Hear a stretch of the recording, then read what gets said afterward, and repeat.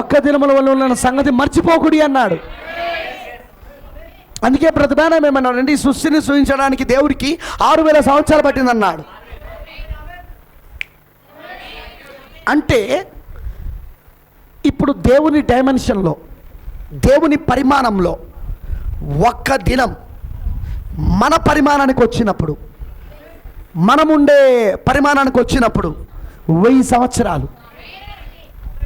అంటే దేవుని పరిమాణము చాలా ఫాస్ట్, చాలా వేగం అన్నమాట.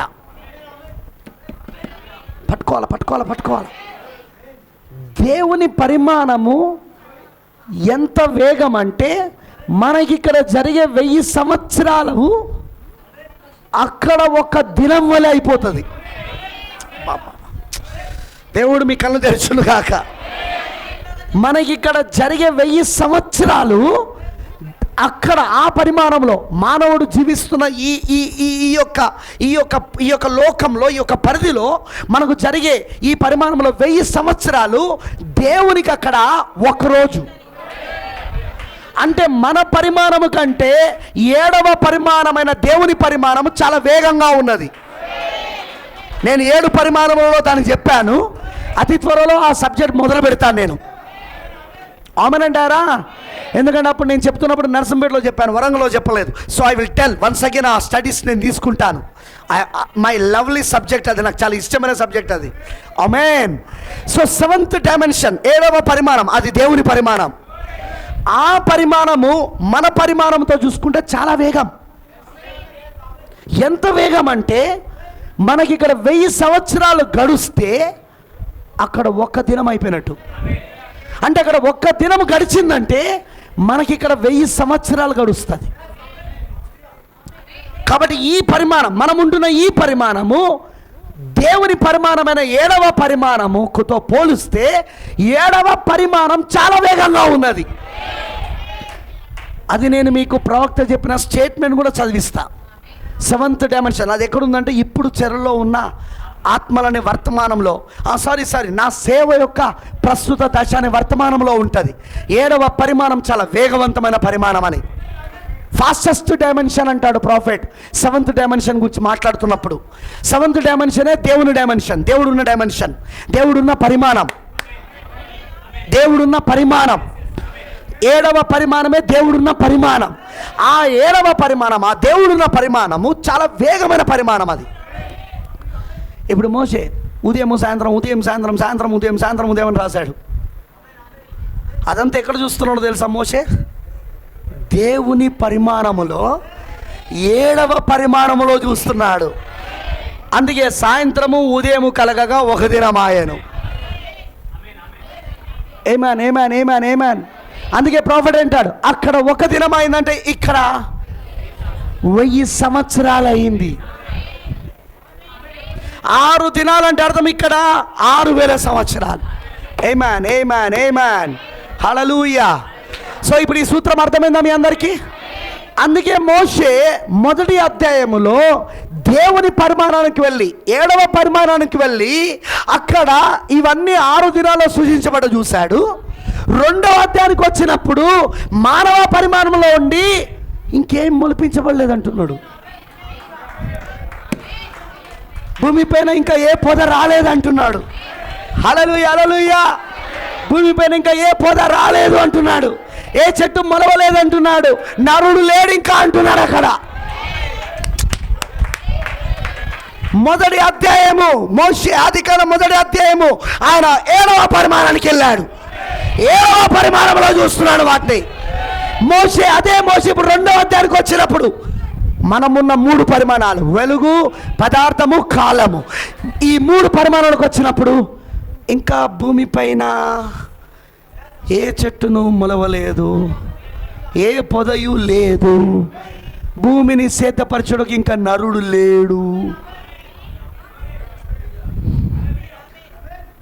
ఈ సూత్రం అర్థమైంది అందరికీ?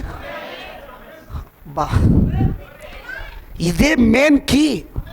ఇది ముఖ్యమైన తాలబ్ చేయి. ఇది అర్థమైతేనే ఇప్పుడు మీకు ఎడమ అర్థమవుతుంది. ఇక 63లో ఏం జరిగిందో అర్థమవుతుంది. ఇక అవునంటారా? నా ఇప్పుడు ఇప్పుడు ఇప్పుడు ఇప్పుడు మన మన మన సబ్జెక్ట్కి వద్దాం. ఇప్పుడు యోహాను 5వ అధ్యాయములో, ప్రకటన 5వ అధ్యాయంలో పరలోకానికి కొనిపోబడ్డాడు.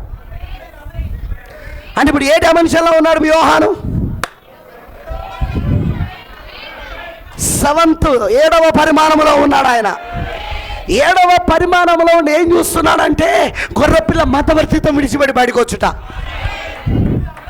హల్లెలూయా. వింటున్నారని చెప్పింది. గొర్రెపిల్ల మతవర్తిత్వం విడిచిపెట్టి బయటకు వచ్చుట. ఆ తర్వాత సింహాసనం కూర్చున్న దేవుని కుడి చేతిలో ఉన్న పుస్తకాన్ని తీసుకొనుట, దాని ముద్రలు విప్పుట.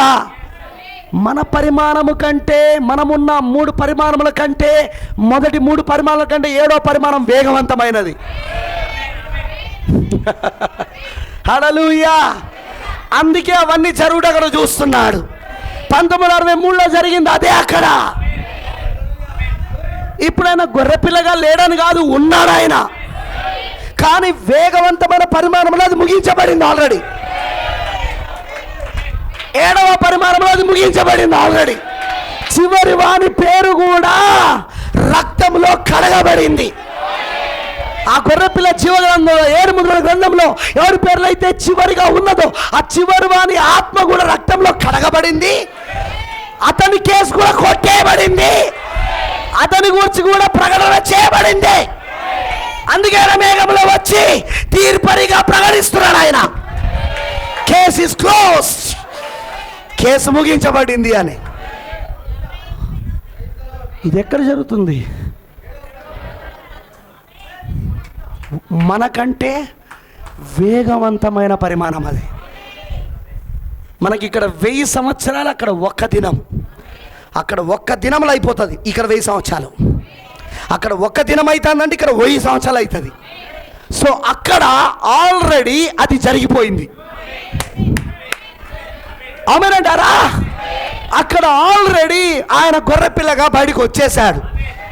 7వ పరిమాణంలో, దేవుని పరిమాణంలో గొర్రెపిల్లగా ఆయన సింహాసనాన్ని విడిచిపెట్టి మధ్యవర్తిగా ఉన్న ఆయన బయటకు వచ్చేసాడు. ఆయన పుస్తకాన్ని తీసుకున్నాడు. ఆయన దాని ముద్రలు విప్పాడు. ఆయన వాళ్ళను గూర్చి వాళ్ళు నా వారని చెప్పడానికి హక్కుతో, అధికారముతో వాళ్ళని పిలవడానికి ఆయన దిగొచ్చాడు. ఆయన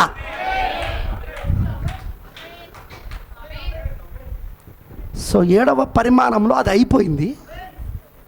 కానీ మన పరిమాణంలో అది జరుగుతుంది. అందుకే ఇప్పటికీ మనం గొర్రెపిల్లగానే ఉన్నాడని మనం నమ్ముతున్నాం. ఆయన ఇంకా వధింపబడిన గొర్రెపిల్లగానే ఉన్నాడు. ఆయన ఇంకా మన కొరకైనా మధ్యవర్తి చేస్తున్నాడు ఆయన. కానీ 7వ పరిమాణంలో అది అయిపోయింది. ఎందుకు? మన పరిమాణం కంటే 7వ పరిమాణం వేగవంతమైన పరిమాణం. వేగమైన పరిమాణం. వింటున్నారా? మోషే 6 రోజులలో సూచించబడ్డ చూశాడు దేవుని పరిమాణంలో. కానీ తర్వాత చూస్తే 6000 సంవత్సరాలు పట్టింది. ఆదికాండం 1 జరగడానికి 6000 సంవత్సరాలు పట్టింది. కానీ మోషే దాన్ని 6 రోజులలో సూచించబడ్డ చూశాడు. Only 6 days. ఎందుకు? మోషే ఎక్కడికి వెళ్ళాడు? ఎత్తబడి దేవుని పరిమాణములోనికి, 7వ పరిమాణంలోనికి వెళ్ళి అక్కడ చూశాడు. కనుకనే అస్తమేమును ఉదయమును కలగా ఉదయమని ఆయన రాసేశాడు. కానీ అక్కడ 1 దినం, ఇక్కడ 1000 సంవత్సరాలు. ఈ సూత్రం అర్థమైంది అందరికీ? సో ఇప్పుడు మధ్యవర్తిత్వం జరుగుతుందా? జరుగుతుంది మన పరిమాణంలో. కానీ దేవుడి పరిమాణంలో ఇప్పుడు ఈ సూత్రంతో 2వ వర్తమానం చదవండి ఇంటికి పోయినాక. Now you can understand the message. ఇప్పుడు మీకు ప్రవక్త ఏం చెప్పాడో మీకు అర్థమవుతుంది. ఇక వర్తమానం ఇప్పుడు 63 నుండి ఏం జరుగుతుందో మీకు అర్థమవుతుంది. ఇప్పుడు అరే తీర్పరి అంటాడు, మళ్ళీ గొర్రెపిల్ల అంటాడు పాస్టర్ గారు. అక్కడ సింహంగా వచ్చిండంటున్నాడు, మళ్ళీ గొర్రెపిల్ల రక్తం అంటున్నాడు. ఏంటిది ఇదంతా? రాలే ఇన్ని రోజుల ప్రసంగంలో మీకు డౌట్ వచ్చుండాలా? మీరు ఖచ్చితంగా పట్టుకుంటే ఇన్ని రోజుల ప్రసంగంలో మీకు వచ్చుండాలా నాకు తెలిసి. ఏమాన్ మా టైం ఈజ్ ఓవర్. టైం చూస్తలేను అప్పటి నుండి. ఎన్ని రోజుల ప్రసంగం మీకు వచ్చుండాలా? ప్రవక్త కూడా చెప్తుంటాడు, ప్రవక్త వర్తమానాలు చదువుతుండగా మనకు ఆ సందేహం రావాలి. ఆయన సింహం అంటున్నాడు, మళ్ళీ గొర్రెపిల్ల అంటున్నాడు. అట్లయితే ఒకేసారి రెండు ఉండలేడుగా. ఉండగలడా? సింహంగా ఉండగలడు, గొర్రెపిల్లగా ఉండగలడా? హలో, ఉండగలరా? ఉంటే సింహంగా అయినా ఉండాలా, లేదా గొర్రెపిల్లగా అయినా ఉండాలా? ఇప్పుడు ఆయన సింహమా గొర్రెపిల్లనా? మన పరిమాణంలో ఇంకా ఆయన గొర్రెపిల్లగానే ఉన్నాడు. కానీ దేవుని పరిమాణంలో ప్రకటన 5 ప్రకారముగా సింహముగా ఉన్నాడు అక్కడ. ఆమనంటారా? ఆమనంటారా? అర్థమైన వాళ్ళందరూ ఆమె చెప్పండి. ఎందుకంటే దేవుని పరిమాణము 7వ పరిమాణం మన పరిమాణం కంటే వేగవంతమైన పరిమాణం. అక్కడ ఒక్కరోజు, ఇక్కడ 1000 సంవత్సరాలు. ఇక్కడ 1000 సంవత్సరాలు జరిగిందంటే అక్కడ ఒక్కరోజు అయినట్టు. అక్కడ it's the fastest dimension. So ఆయన ఇంకా రక్తం కింద ఇంకనూ తన పిల్లలను తీసుకొస్తున్నాడు. ఇంకనూ మనం ఆ చివరి గొర్రె పిల్ల కొరకు వెతుకుతూ ఉన్నాం. ఆ చివరి నల్లని గొర్రె, బ్రదర్ మనం బ్లాక్ షీప్ అన్నాడు. ఆ చివరి నల్ల గొర్రె, దాని కొరకు మనం వెతుకుతాం. అది దొరికిందనుకో ఫినిష్. బ్రదర్ బాణం ఎలాగైతే పైకెత్తబడ్డాడో ఆ 7 దూతల మధ్యలోనికి మళ్ళీ మనం 7 దూతలతో కలిసి ఎత్తబడబోతున్నాం. లేస్తారా పౌలు? పౌలు సమాధిలో నుండి లేస్తాడా? Irenaeus, Martin Columba, Martin Luther, John Wesley, William Branham సమాధిలో నుండి లేస్తారా? వారి శరీరాలు లేపబడతాయా? 7 దూతలు మళ్ళీ లేస్తారా? వాళ్ళక్కడ పిరమిడ్లో లేస్తారా? పిరమిడ్గా ఆ పిరమిడ్లోకి మనం కూడా వెళ్తామా? ఇది పిరమిడ్ వర్తమానమై ఉన్నది. ఇది హానోకు చేసింది ఏంటిది అక్కడ? పిరమిడ్. ప్రవక్త చెప్పలేదా హానోకు గొప్ప పిరమిడ్ కట్టాడని? బైబిల్ అందులో ఉన్నదని. అంటే బైబిల్ తీసుకుపోయి అందులో పెట్టడం కాదు, పిరమిడే ఒక బైబిల్ అయి ఉన్నది. హానోకు వర్తమానం పిరమిడ్ వర్తమానం. ఈరోజు వధువు వర్తమానం పిరమిడ్ వర్తమానం. అందుకే మనం నోవాహు కాదు సాదృశ్యం, హానోకుకు సాదృశ్యం. మనం మరణము రుచి చూడకుండా అనుదినం దేవునితో నడిచిన హానోకుకు మనం సాదృశ్యం. హానోకు మనకు సాదృశ్యమై ఉన్నాడు. అవునంటారా? ఈరోజు ఏం జరుగుతుంది? చిక్కుమిళ్ళు విప్పుతా ఉంటే దేవునితో నడుస్తూ ఉన్నావు. ఆ మర్మంతో నువ్వు నడుస్తూ ఉన్నావు. దేవుడు మళ్ళీ ఒక ప్రత్యక్షతను బయలుపరచడంతో మళ్ళీ నడుస్తూ ఉన్నావు.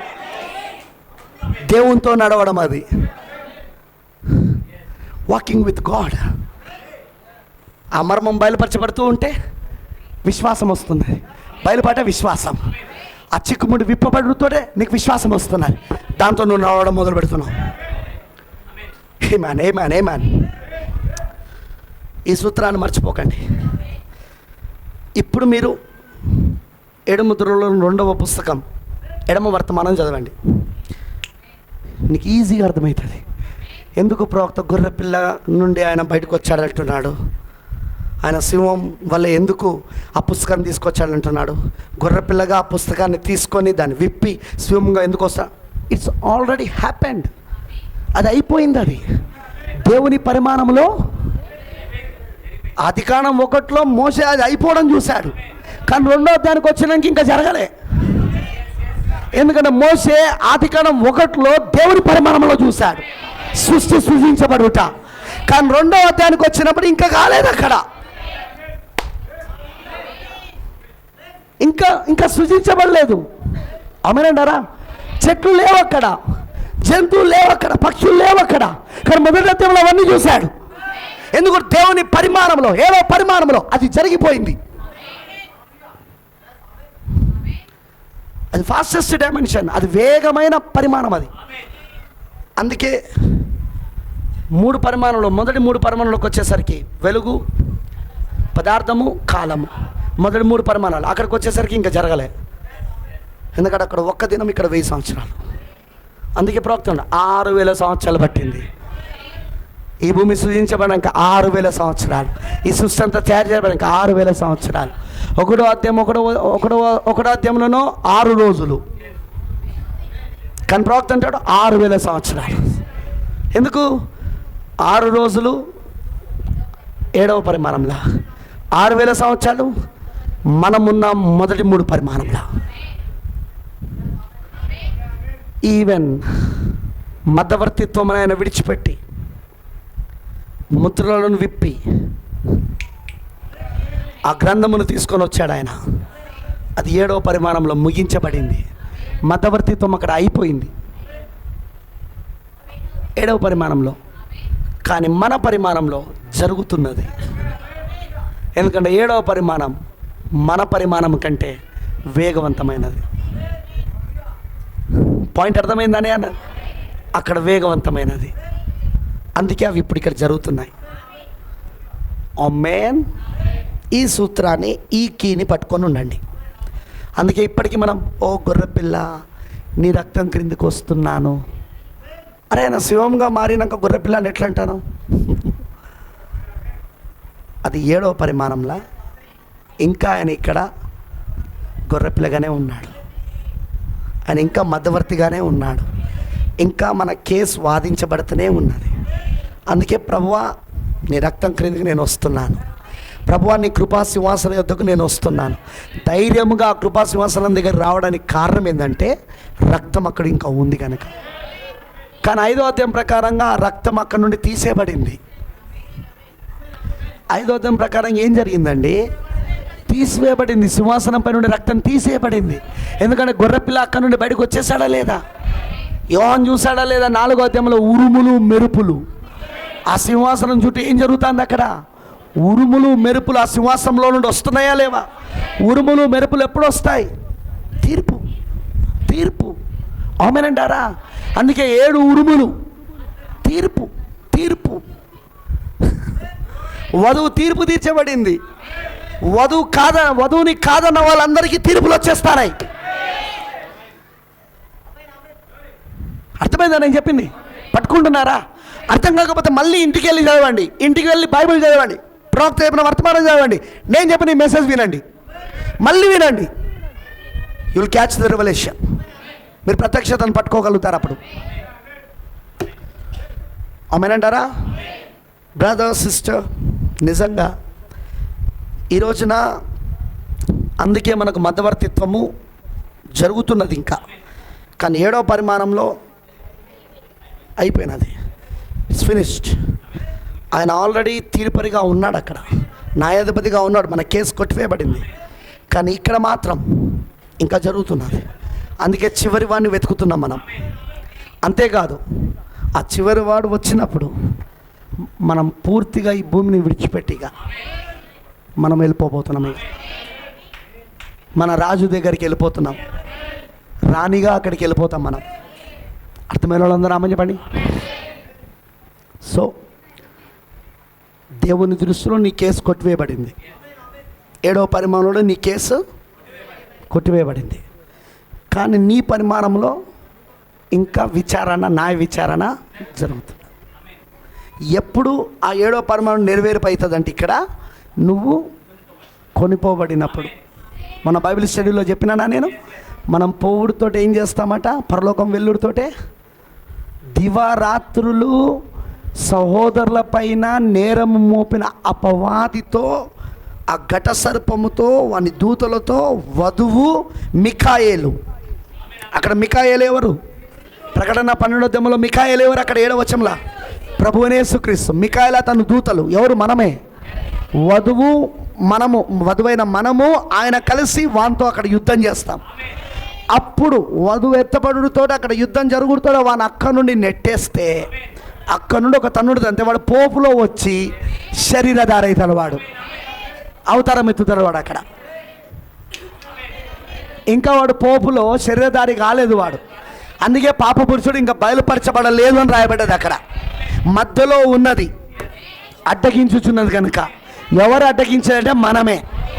వధువు, పరిశుద్ధాత్ముడు వధువు కలిసి వెళ్ళిపోయిన తర్వాత ఏం జరుగుతుంది? పరలోకంలో యుద్ధం. 12వ అధ్యాయం ప్రకారంగా, ప్రకటన 12 ప్రకారంగా, 7వ వచనం ప్రకారంగా యుద్ధం జరిగినప్పుడు మిఖాయేలు అతని దూతలు, ఘట సర్పము అతని దూతలతో యుద్ధం జరుగుతుంది. మిఖాయేలు ఎవరంటే క్రీస్తు, అతని దూతలు ఎవరంటే వధువు. అక్కడికి వెళ్ళి వానితో యుద్ధం చేసినప్పుడు వాని తన్నుడుదంతే అక్కడ నుండి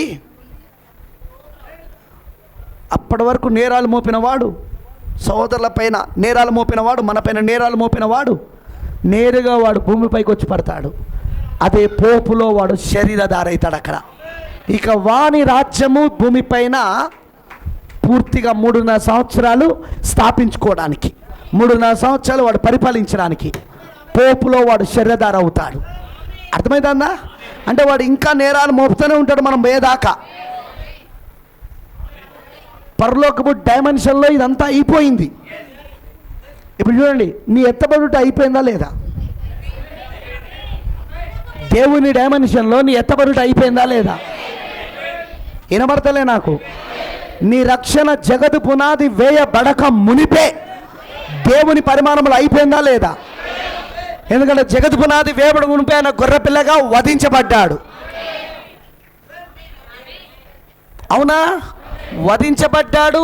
వాళ్ళ పేర్లను కూడా రాశాడు ఎవరి కోసం వధించబడ్డాడో. తన రక్తముతో, తన జీవముతో. సో నీ రక్షణ ఎప్పుడైపోయింది? 7th డైమెన్షన్లో అయిపోయింది. కానీ అది ఇప్పుడు జరుగుతుంది.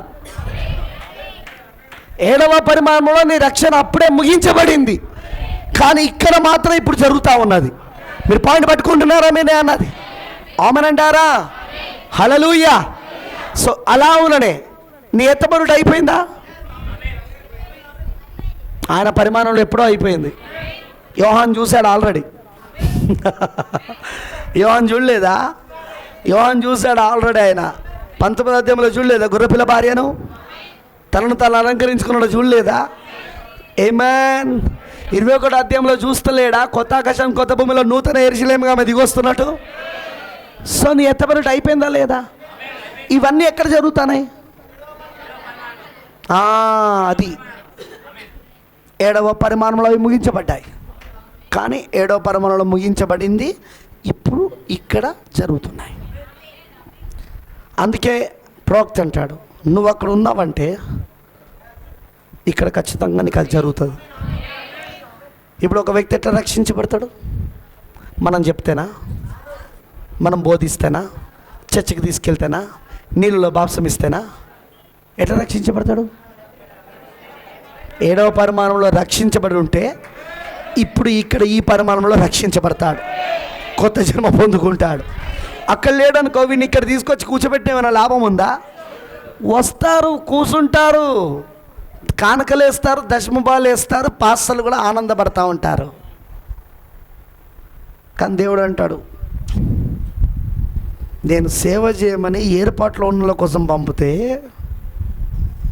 వీడు ఏర్పాట్లో లేని వాళ్ళందరినీ సమకూర్చుకొని డబ్బులు వసూలు చేస్తున్నాడు.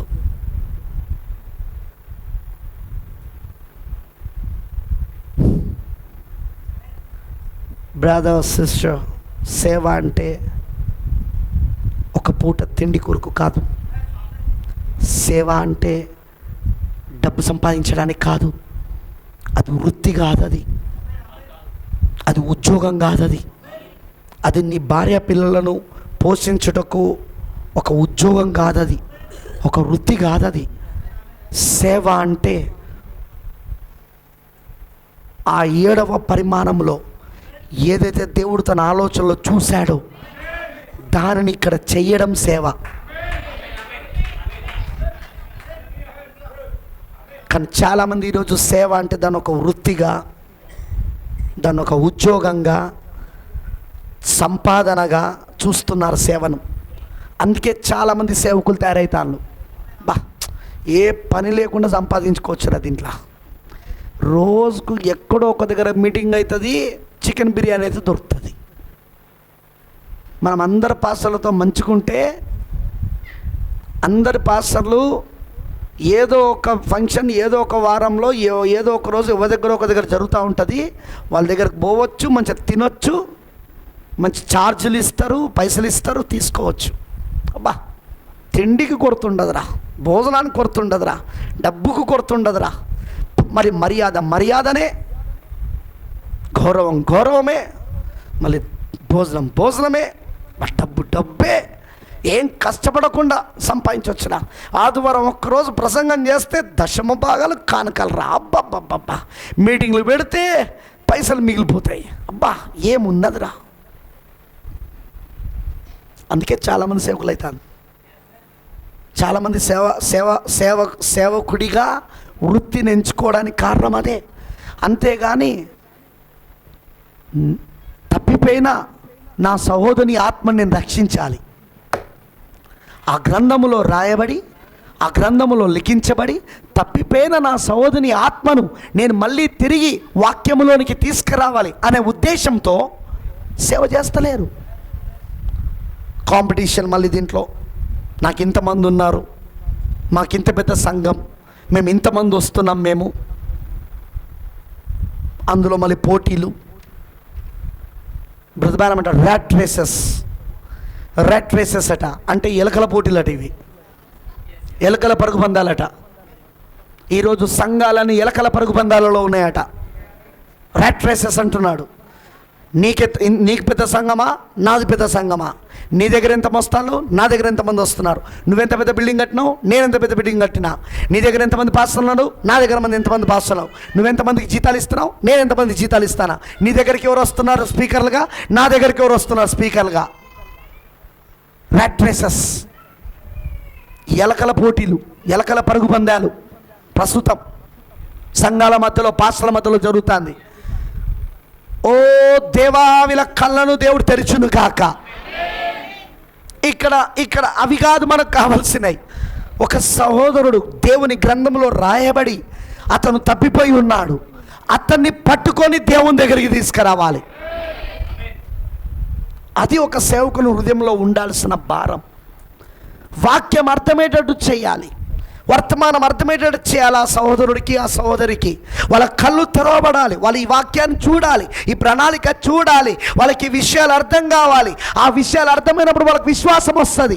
దేవుని ప్రణాళికలో వాళ్ళను వాళ్ళు చూసుకోగలుగుతారు, దేవుడు వాళ్ళ కోసం ఏం చేస్తాడో గమనించగలుగుతారు. వాళ్ళు దాన్ని బట్టి దేవుని నిజంగా ప్రేమించి దేవుని ప్రాణ ప్రియుడిగా ఆయనను ఆరాధించగలుగుతారు. ఆ స్థితికి తీసుకురావాలి వీళ్ళను. ఏమాన్ అర్థమైందని చెప్పింది. ఆ భారముతో సేవ చేయు వాడే నిజమైన సేవకుడు. ఇక మిగతా దేనితో చేసినా వాడు అబద్ధీకుడే, దేవుని దగ్గర భయంకరమైన లెక్కలో ఉండబోతున్నాడు వాడు. బోధకులమైన మనకు మరీ కఠినమైన తీర్పు ఉండును గనుక మీలో అనేకులు బోధకులు కాకుండానని యాకోబు భక్తుడు చెప్పిన ప్రకారం రెండంతల తీర్పు కాపర్లకు ఉండబోతున్నది. ఇక్కడ రాజుల్లాగా బతకొచ్చు, కానీ అక్కడికి వేనంగా తెలుస్తుంది, అవతలి పరిమాణానికి వెళ్ళంగా తెలుస్తుంది. నువ్వు భిక్షగాడువని, నువ్వు దరిద్రుడువని, దిక్కుమాలిన వాడవని అక్కడ తెలుస్తుంది పాస్టర్లకు. May God give grace to them. దేవుడు వాళ్ళ కృపనిచ్చును గాక. గుర్తుంచుకోండి, మీకు మెసేజ్ చెప్పాలంటే ఏదో 2 కొటేషన్స్ చదివి, ఏదో 2 వర్తమానాలు చదివి చెప్పడం కాదు. దేవుని యొక్క సంపూర్ణమైన ప్రణాళికను మీకు బోధించాలా నేను. దేవుని యొక్క సంపూర్ణమైన చిత్తాన్ని, సంపూర్ణమైన ప్రణాళికను మీ ముందు పెట్టాలా నేను. ఇక్కడ కొంచెం చెప్పేది ఇది. వర్తమానం బోధించాలంటే సంపూర్ణమైన ప్రణాళికను మీ మధ్యలోనికి తీసుకురావాలి. అందుకే మీరు చూడండి, 2013 నుండి 7 సంఘకాలాలు బోధిస్తున్న కానుండి, ప్రకటన గ్రంథం గురించి ధ్యానిస్తున్న కానుండి మీరు చూడండి, ప్రతి మెసేజ్ ఒకదానితో ఒకదానికి లింకు కలిగి ఉన్నది. ఎందుకు? సంపూర్ణమైన వాక్యం బోధించడం, సంపూర్ణమైన దేవుని ప్రణాళికను తీసుకురావడం. ఇట్స్ నాట్ సంథింగ్ ఏదో ఇక్కడ కొంచెం చెప్పేది కాదు వర్తమానం అంటే. చాలామంది ఏంటో మెసేజ్ పాస్టర్స్ ఏం చేస్తున్నారంటే ఇక్కడ కొంచెం చెప్పినానా లేదా? నేను వర్తమానమేగా చెప్పేది, నేను వర్తమానానిగా బోధించేది. బ్రదర్ మెసేజ్ మీరు చదివితే మీకు అర్థమవుతుంది నేను చెప్పేది ఇప్పుడు ఏంటిదో.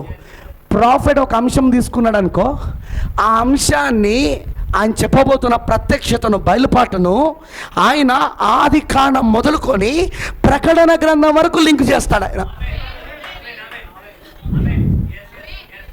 వర్తమానాలు చదువుతోళ్ళకి తెలుసండి నేను చెప్పేది, చదవనోడికి ఏం తెలియదు నేను చెప్పేది ఏంటిదో. ఆది కాండము మొదలుకొని ప్రకటన గ్రంథం వరకు అన్నిటితో దాని లింక్ చూపిస్తాడు. అది వర్తమానం బోధించుడా అంటే. ఆయన ఒక అంశాన్ని ఎత్తుకున్నాడు అనుకో, ఒక అంశాన్ని ఎత్తాడనుకో, దాని గురించిన ప్రత్యక్షత చెప్తున్నాడు అనుకో, ఆ ప్రత్యక్షతను ఎక్కడెక్కడ చూపిస్తాడంటే ఆదికాండం మొదలుకొని ప్రకటన గ్రంథం వరకు చూపిస్తాడు ఆయన. మరి బ్రదర్ బ్రానమ్ అంటాడు, దేవుడికి ఏదైనా బయలుపాటు ఇచ్చినప్పుడు, ఏదైనా ప్రత్యక్షత లేక బయలుపాటు ఇచ్చినప్పుడు అది ఆదికాండం మొదలుకొని ప్రకటన గ్రంథం వరకు కలవాలి. ప్రతి లేఖనముతో అది సరిపోవాలి, ప్రతి లేఖనముతో అది సరిపోవాలి. అలాగైతేనే ఆ ప్రత్యక్షత కరెక్ట్, అలాగైతేనే ఆ బయలుపాటు కరెక్ట్. అందుకే ఆయన ఆదికాండం మొదలుకొని ప్రకటన గ్రంథం వరకు ఆయన ప్రతిదీ చూపించుకుంటూ వస్తాడు. ఆయన మెసేజ్ చదివిన వాళ్ళకి తెలుసు, మెసేజ్ చదివిన వాళ్ళకి అవునా అట్లనా సరేలే ఉండొచ్చులే, మనకెందుకు. ఒక్కటి గుర్తుంచుకోండి, ఇవన్నీ అర్థం కాకుండా నువ్వు ఎత్తపడవు. ఇవన్నీ అర్థం అవడం అంటే క్రీస్తు మనసు రావడం. క్రీస్తు మనసు రాకుండా నువ్వు ఎత్తపడవు. క్రీస్తు మనసు వచ్చినోడికే ఎత్తపడతాడు. తలరాయి వచ్చినోడే ఎత్తపడతాడు. తలరాయి 7 ముద్రలు, 7 ముద్రలో దాగున్న మర్మాలు, ఇవన్నీ అర్థమైతేనే, ఆ మనసంతా వస్తేనే నువ్వు ఎత్తపడతావు. లేకపోతే ఇక్కడే ఉండిపోయి శ్రమలు అనుభవించి తర్వాత ఏం జరుగుతుందో మీకు తెలుసు కదా, మీ ఇష్టం. ఇవి తెలుసుకోకుండా నువ్వు ఎత్తపడవు, ఇవి అర్థం కాకుండా నువ్వు ఎత్తపడవు. ఇక్కడికి వచ్చి దిక్కులు చూడడం, మధ్యలో లేసి బయటికి వెళ్ళడం, నిద్రపోవడం, లేకపోతే చేతులు చూసుకోవడం, లేకపోతే బైబిల్ని చూసుకోవడం, ఇదే సమయంలో బైబిల్ని చదవడం, లేకపోతే కింద పోయి ముచ్చట్లు పెట్టడం, లేకపోతే పక్కకు పోయి ముచ్చట్లు పెట్టడం. సారీ సార్, నువ్వు ఎత్తబడవు. సిస్టర్, నువ్వు ఎత్తబడవు. ఐఎమ్ సారీ, నువ్వు పో పర్లేకానికి పోవు, నువ్వు వేస్ట్. ఇంత డైరెక్ట్గా ఏ పాస్టర్ చెప్పాడు, నేను చెప్తున్నాను. ప్రాఫిట్ చెప్పాడు కాబట్టి నేను చెప్తున్నాను.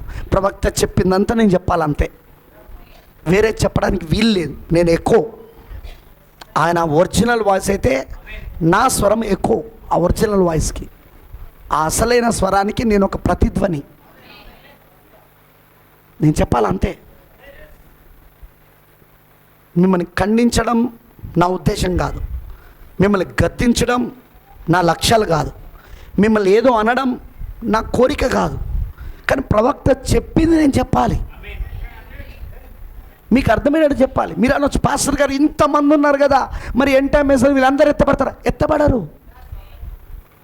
ప్రవక్తనే చెప్పిండి ఎత్తపట్టని వర్తమానంలా వేళ్ళ పైన లెక్క పెట్టవచ్చు అన్నాడు ఆయన.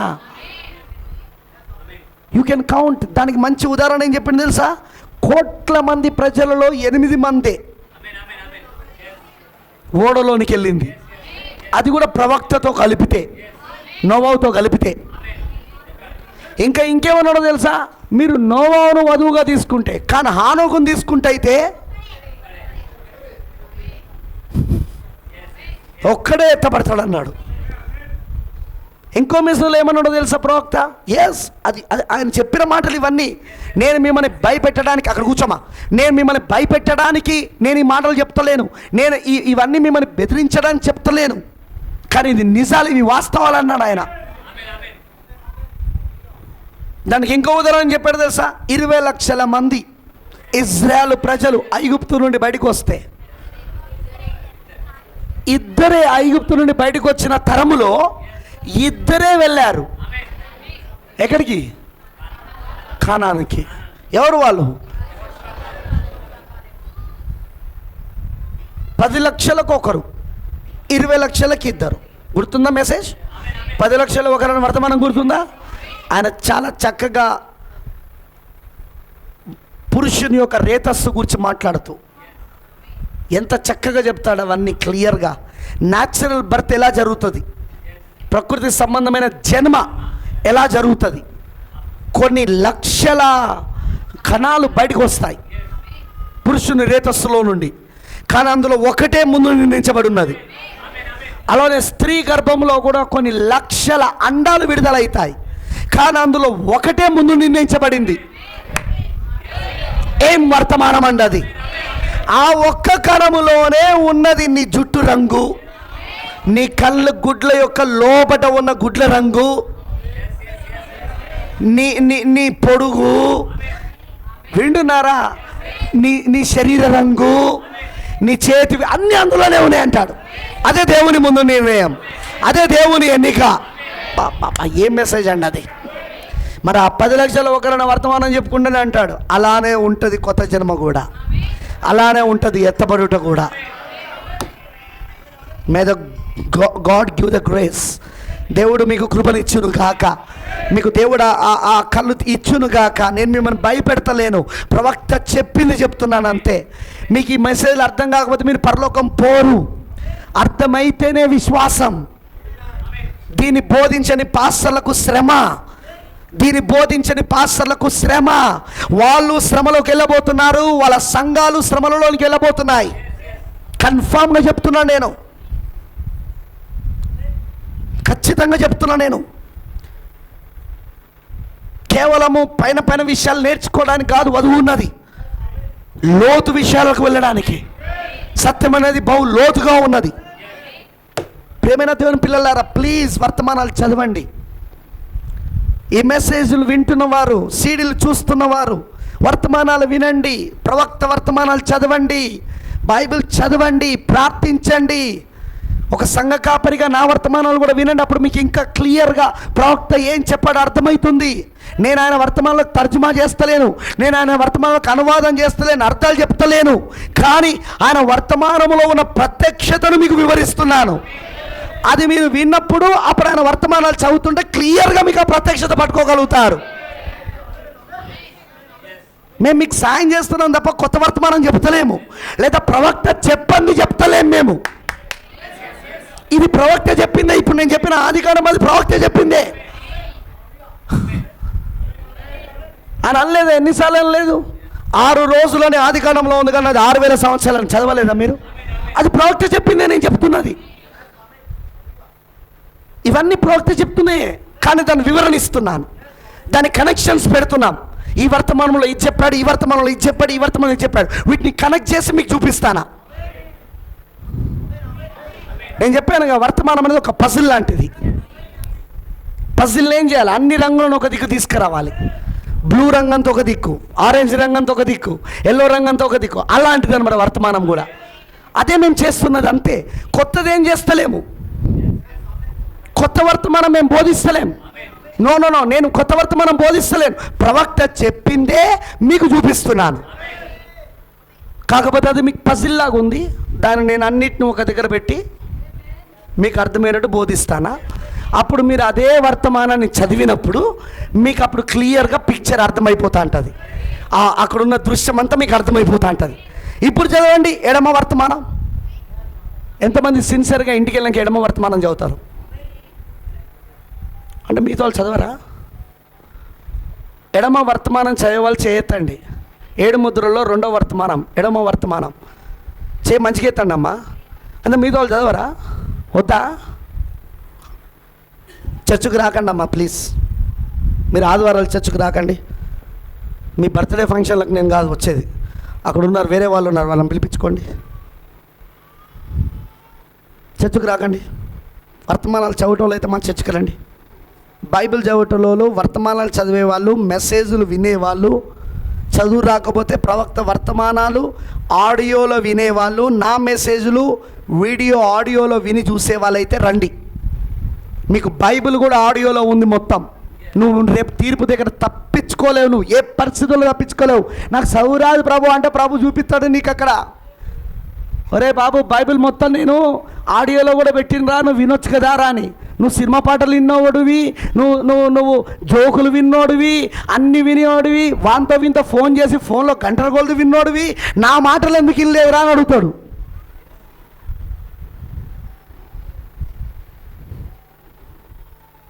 నాకు ప్రవక్త వర్తమానం చదవడానికి నాకు చదువురాదు ప్రభు అంటే ఆడియోలో పెట్టిన కదారా బాబు, నీకు మీ పాస్టర్ ద్వారా బోధించిన కదా నేను. తప్పించుకోలేవు తీర్పులా. నీకు అసలు క్షమాపణ ఉండదు అక్కడ. There will be no choice. క్షమించాడు అక్కడ. అసలు తీర్పు అంటేనే క్షమించకపోవడం, తీర్పు అంటేనే ప్రతిఫలం ఇవ్వడం, చేసిన క్రియలకు ప్రతిఫలం ఇవ్వడం. అక్కడేమి కోర్టు నడవది. అక్కడ న్యాయ విచారణ లేదు. ఇప్పుడు జరుగుతుంది న్యాయ విచారణ. ఇప్పుడు కోర్టు ట్రయల్ జరుగుతూ ఉంది. తీర్పు రోజున న్యాయ విచారణ లేదు, తీర్పే డైరెక్ట్. నీ క్రియలో చెప్పున నీకు ప్రతిఫలం ఇవ్వడమే. బతులాడతా ప్రభువాన్ని క్షమించవా అవన్నీ ఉండవా కదా, మీ ఇష్టం. వర్తమానాలు చదవటం అయితే నా చర్చకు రండి, వర్తమానాలు చదవని వాళ్ళు నా దగ్గర రాకండి. సీరియస్గా చెప్తాను. వచ్చే ఆదివారానికి ఇక్కడున్న సంఖ్యలో సగం వచ్చినా నాకు సంతోషం. నా వర్తమానాలు మారవు, ప్రత్యక్షతలు మారవు. ఇక్కడ సంఖ్యను బట్టి దేవుడు పనిచేయడు. ఇక్కడ దేవుడు ఎప్పుడు సంఖ్యను బట్టి పనిచేయడు. నేను ఎప్పుడు చెప్తుంటాను, దేవుని మనం క్రీస్తు బయలుపరచుడు అనే వర్తమానం చెప్పేటప్పుడు 2 డజన్ల మంది ఉన్నారు. 7వ ముద్ర అది. ప్రవక్త దాన్ని బోధించేటప్పుడు నాకేమని చెప్పారంటే 2 డజన్ల ప్రజలు ఉన్నారట. అప్పుడు 2 డజన్లు అంటే 24 మంది. 24 మంది మధ్యలో ఏం వర్తమానం బోధించబడ్డదో తెలుసా? 7వ ముద్ర, బ్రైట్ సీల్, వధువు ముద్ర. పవర్ఫుల్ మెసేజ్, చాలా శక్తివంతమైన వర్తమానం బోధించబడింది. యేసు ఎక్కడ ఇప్పాడు ముద్రలు? మొదటి రాకులు ఎక్కడ ఇప్పాడు ఆయన? ఏ అధ్యాయంలో విప్పాడు ఆయన? మత్తయి సువార్త 24-25 అధ్యాయంలో ముద్రలు ఇప్పాడా? ఆ ముద్రలు విప్పుతున్నప్పుడు ఎంతమంది ఉన్నారు అక్కడ? మీకు ఇది కూడా అర్థం కాకపోతే ఎట్లానండి? బైబిల్లో ఉన్నది కూడా జవాబు చెప్పకపోతే ఎట్లానండి? మీరు 12 మంది ఉన్నారు అక్కడ, అంతే. 12 మందిలో ఏం చేస్తున్నాడు ఆయన? 7 ముద్రలు విప్పి బోధిస్తున్నాడు ఆయన అక్కడ. Which is the rapturing faith. అదే ఎత్తబడే విశ్వాసం. అదే జనసమూహంలో వచ్చారు. ఇప్పాడా? ధన్యతల గురించి బోధించాడు, ఉపమాన రీతిగా బోధించాడు, ఉపమానాలు బోధించాడు. ఆ ఉపమానాల అర్థం ఎక్కడ చెప్పాడు? శిష్యుల మధ్యలో చెప్పాడు, 12 మందిల మధ్యలో చెప్పాడు. అడిగారా వాళ్ళు, ఎందుకు ప్రభువా నువ్వు ఉపమాన రీతిగా మాట్లాడుతున్నావు అని? అప్పుడు ఆయన ఏమని చెప్పాడు? పరలోక రాజ్య మర్మములు మీకు అనుగ్రహించబడినాయి కానీ వెలుబడి వారి కాదన్నాడు. అంటే ఏర్పాట్లో ఉన్నోళ్ళకే. నువ్వు ఏర్పాట్లో ఉన్నావంటే వర్తమానం చదువుతావు, నువ్వు బైబిల్ చదువుతావు, నువ్వు పాస్టర్ చెప్పిన వర్తమానాలను ధ్యానిస్తావు, కంటిన్యూ అవుతావు. హోలీ గోస్ట్ మీకు టీచర్గా పాస్టర్ని పెట్టాడు ఇక్కడ. ఆమేన్. నువ్వు చదువుతావు, దాన్ని ధ్యానిస్తావు. నువ్వు అలాంటి వాళ్ళే నా చర్చికి రండి, చదవని వాళ్ళు నా చర్చికి రాకండి ప్లీజ్. మీకు ఫంక్షన్లకు వాటికి వీటికి దగ్గరగా ఉంది సంఘం అని రాకండి. కొంచెం దూరమైన కొన్ని సంఘాలు ఉన్నాయి అక్కడ, ఇంటర్మేస సంఘాలు. వాళ్ళ దగ్గరికి వెళ్ళండి. వాళ్ళు ఫంక్షన్లకు వస్తారు, 2 భార్యలు ఉన్నోనికి పెళ్లి చేస్తారు, గర్భవతున్న వాళ్ళకి పెళ్లి చేస్తారు. అలాంటి వాళ్ళ దగ్గరికి వెళ్ళండి. మీరు గర్భవతి అయిన అమ్మాయిలకు పెళ్లి చేస్తారు, వాళ్ళు చాలా చేస్తారు, వాళ్ళు చాలా కార్యక్రమాలు చేస్తారు. వాళ్ళు మన దగ్గర జరగవు. వాళ్ళ దగ్గర నెలకో పెళ్ళి అయితే ఉంటుంది, మన దగ్గర సంవత్సరానికి ఒక పెళ్ళి అవడమే కష్టం. ఏం చేద్దాం? నాకు అప్పుడప్పుడు అనుకుంటాను, ఏంటి ప్రభావ సంవత్సరానికి ఒక్క పెళ్ళి కూడా జరుగుతలేదు మెసేజ్లా, వాళ్ళకు నెలకో పెళ్ళి జరుగుతాయి.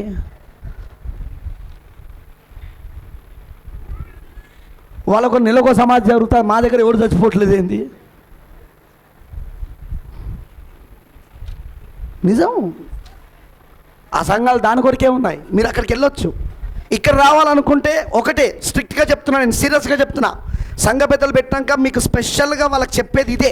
మీ ఇంట్లోకి దర్శించడానికి వచ్చే దీనికోసమే. ఎన్ని వర్తమానాలు చదివినావు? పుస్తకాలు చూపించు నాకు. ఏ మెసేజ్ చదివినా చెప్పండి.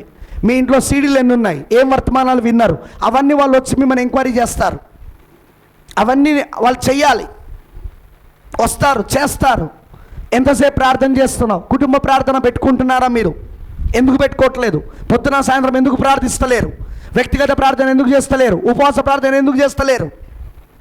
Everything will be questioned. ప్రతిదీ ప్రశ్నించబడుతుంది మీకు, మీ వ్యక్తిగత జీవితం గురించి, కుటుంబం గురించి. సంఘ పెద్దలను పెట్టిన తర్వాత ఎందుకో తెలుసా? అది క్రమం. అది మీకు చెప్పినా వినకపోతే నా దగ్గరకు వస్తుంది. అది ఆ కేస్. నేను కూడా 1, 2, 3 సార్లు చెప్తాను. 3 టైమ్స్ ఛాన్స్ ఇవ్వమన్నాడు ప్రాఫెట్. 4th టైం సంఘంలోకి వెళ్ళి వెళ్ళగొట్టమన్నాడు. మిమ్మల్ని చర్చిలోకి వెళ్ళి వెళ్ళగొడతా. నెక్స్ట్ సండే నుండి నా దగ్గర రావద్దని చెప్తా. నాకు కావాల్సింది ఒకరే, ఎత్తబడాలనుంటే రా, పరలోకం పోవాలంటే రా, సంఘ కేవలము సమాధుల కోసము, పుట్టినరోజుల కోసం, పెళ్ళిళ్ళ కోసము అంటే అక్కడున్న వేరే సంఘాలు. కావాలంటే ఫోన్ చేసి కూడా చెప్తా, వెళ్ళండి మీరు వీళ్ళని చేర్చుకోండి నా పాస్టర్కి రిక్వెస్ట్ చేస్తా. లేదా మేము ఇక్కడ సంఘ పెద్దలు మేము కలిసి ఒక రిక్వెస్ట్ లెటర్ కూడా రాసి ఇచ్చిస్తా, పంపిస్తా, వెళ్ళా పాస్టర్కి ఇచ్చుకోమని. బట్ నా ఇక్కడ మాత్రం నాకు మీరు వర్తమానం చదివే వాళ్ళ ఉండాలి, బైబుల్ చదివే వాళ్ళ ఉండాలి, మీకు వాక్యం తెలవాలంతే. తెలుసుకునే వాళ్ళైతే రండి, లేకపోతే వెళ్ళిపోండి. 70 మంది శిష్యులను ఏ సెల్ల కొడుతున్నప్పుడు ఆయనకు బాధ కలగల, నాకు బాధ కలగదు, వెళ్ళిపోవచ్చు మీరు. ఇంత కఠినంగా ఎవడు ఉన్నాడు. కానీ ఇది మనిషి కుమారుని పరిచర్య, ఇది సంఘకాల పరిచర్య కాదు, ఇది మనిషి కుమారుడున్న పరిచర్య. ఇది అక్కడ మనిషి కుమారుడు ఏం చేస్తాడో ఇక్కడ మనిషి కుమారుడు అదే చేస్తాడు. అండ్ ఐ బిలీవ్, నేను నమ్ముతున్నాను ఈ సంఘం మనిషి కుమారుని పరిచర్య కింద ఉన్నదని, మనం మనిషి కుమారుని పరిచర్య కింద పొందుతున్నామని. నాకు తెలిసి ఇక్కడ 5-6 సంవత్సరాల నుండి వస్తున్నారు, కానీ ఇంతవరకు వాళ్ళకు విలియం మ్యారియన్ బ్రెన్హామ్ అనే పేరు కూడా రాదు. యేసుక్రీస్తు బాప్సం గురించి చెప్పమంటే చెప్పలేరు. ఎక్కడెక్కడ ఏ రిఫరెన్స్ ఉన్నదో తెలియదు. ఇంతవరకు వాళ్ళకు దేవుడు ఒక్కడనేది ఏంటో తెలియదు. ఏంటి మన వర్తమానం చర్చకొచ్చిన వాళ్ళు. హౌ పిటీ, ఎంత సిగ్గుకరం, ఎంత బాధకరం. వాళ్ళు రావద్దని నేను చెప్తానా? నేను నేర్చుకుంటేనా రండి, ఇంట్లో హోంవర్క్ చేస్తే రండి ఇక్కడికి, ఇంట్లో హోంవర్క్ చేయని వాళ్ళు రావద్దు.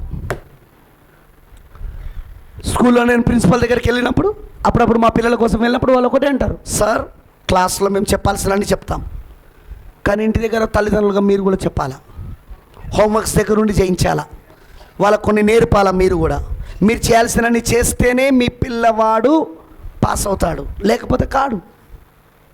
వాళ్ళు డైరెక్ట్ చెప్తారు వాళ్ళు. ఇది అంతే. చర్చ్కి వస్తున్నావు ఆదివారం క్లాస్ వర్క్, గృహకుడికలకు వస్తున్నావు క్లాస్ వర్క్, ఉపవాస ప్రార్థనకు వస్తున్నావు క్లాస్ వర్క్, ఆ బైబిల్ స్టడీకి వస్తున్నావు క్లాస్ వర్క్. క్లాస్ వర్క్ సరిపోదు, ఇంటికి వెళ్ళాక హోంవర్క్ చేయాలా. Do the homework. హోంవర్క్ చేస్తేనే నాకు బిజీ, నాకు టైం లేదు, నాకు ఇది లేదు. కరెక్ట్, నీకు టైం లేదు అంతేగా నీ పని, నీ టైం కూడా అయిపోయినట్టే, లేనట్టేగా నీకు, నీ పని అయిపోయినట్టే.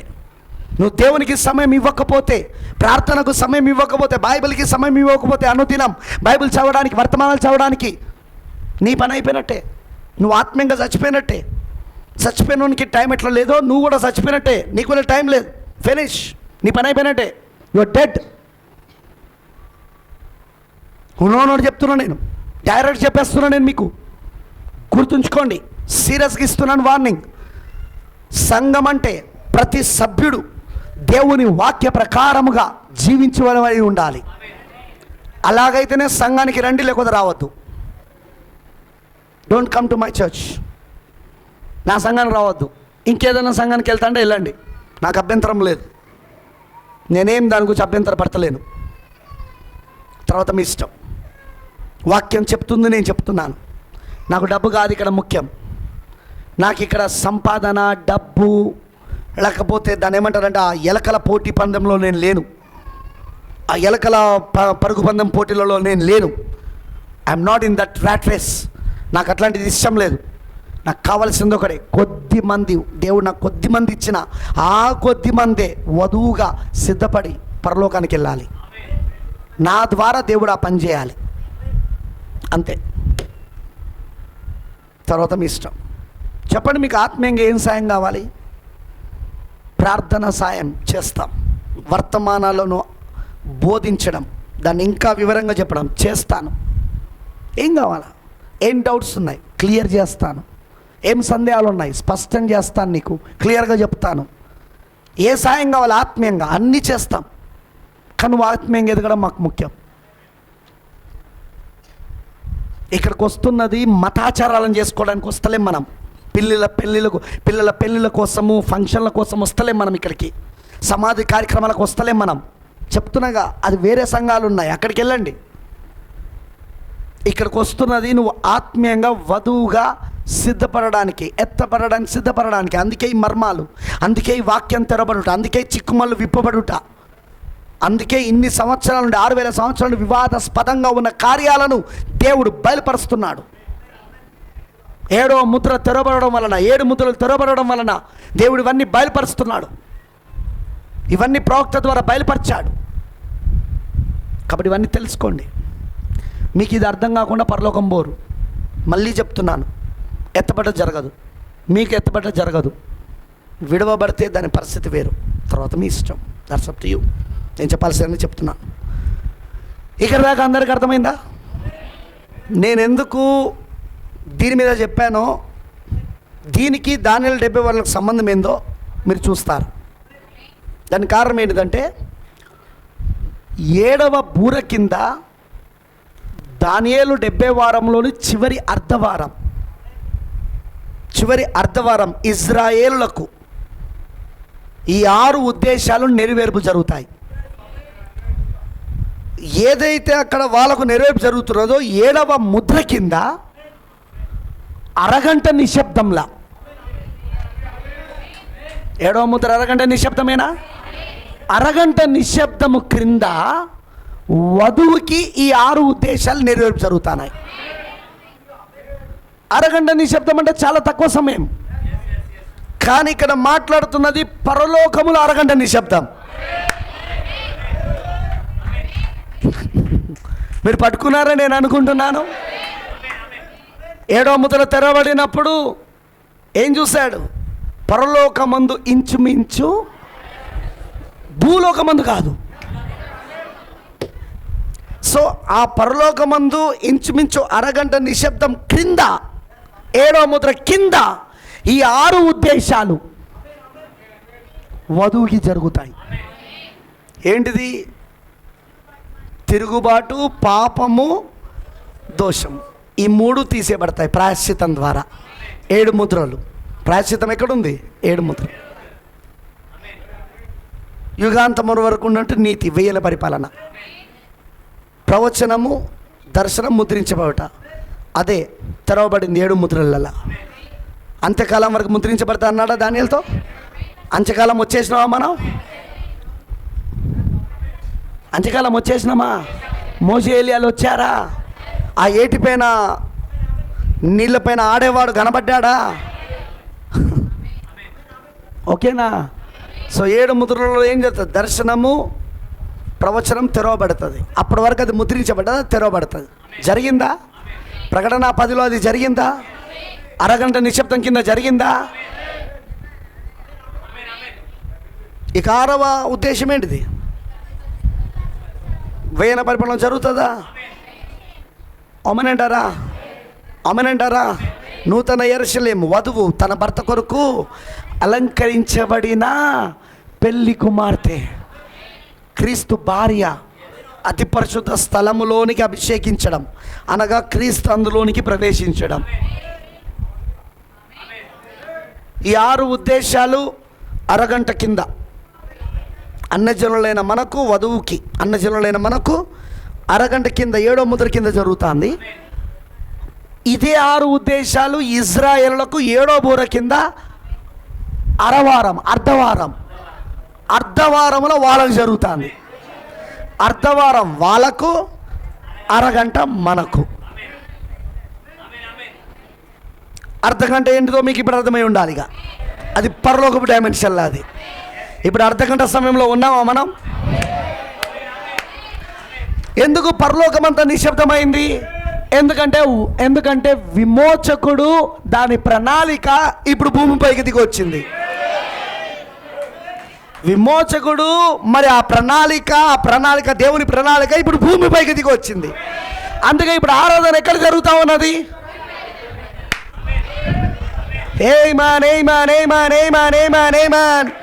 ఇప్పుడు ఆరాధన ఎక్కడ జరుగుతూ ఉన్నది? ఇప్పుడు భూమిపైన జరుగుతూ ఉన్నది.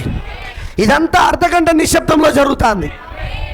We are in the half an hour silence present. ఇప్పుడు మనం ఆ అరగంట నిశ్శబ్దంలో ఉన్నాం. మనం 7వ ముద్ర కింద ఉన్నాం. మనం 7వ బూరలో వాళ్ళు అర్ధవారం కింద ఉంటారు ఇజ్రాయేలు. ఈ 6 ఉద్దేశాల వాళ్ళకి అక్కడ నెరవేర్పు జరుగుతాయి. 7వ ముద్ర కింద అరగంట నిశ్శబ్దం క్రింద మనకు ఈ 6 ఉద్దేశాలు మనకు జరుగుతున్నాయి.